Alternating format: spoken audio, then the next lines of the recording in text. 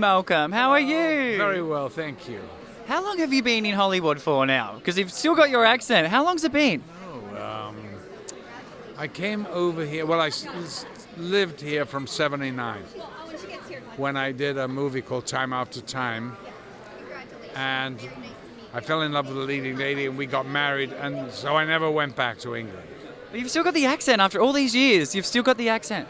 I would feel a bit of I'm playing an Englishman at the moment, so I'm trying to hang on to my... I can't tell what's English and what's American anymore. I know, I can't even tell who's British and who's Australian, to be honest. Oh, I know Australians. That's a whole different batch. I know.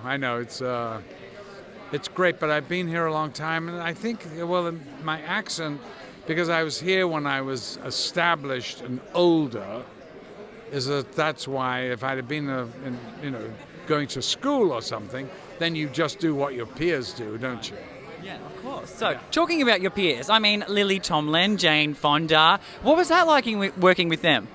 Great, and don't forget Richard Roundtree. Oh, how can I forget? No, he's... I don't have any scenes with him, but he's wonderful in the film. How was it? Well, it was fantastic to work with two really wonderful professionals. And I've always loved, especially Lily. I knew Lily a bit, met her through Robert Altman years and years ago. So we'll always bump into each other somewhere. And so I've always adored her. Jane, of course, is Jane, the dynasty of all dynasties, that family, and her father was one of the great film actors of all time. Now that's... when you consider how many great ones there were, but of all time, and he really was all time. Oh yeah.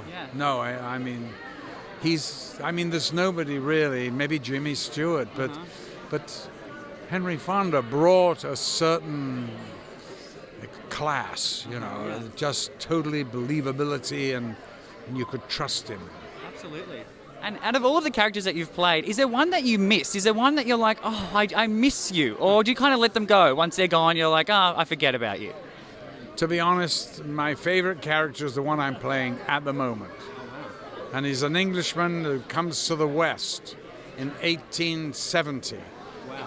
And he's a school teacher that's been drummed out of his school and fired, and decides to go to the New World to start again.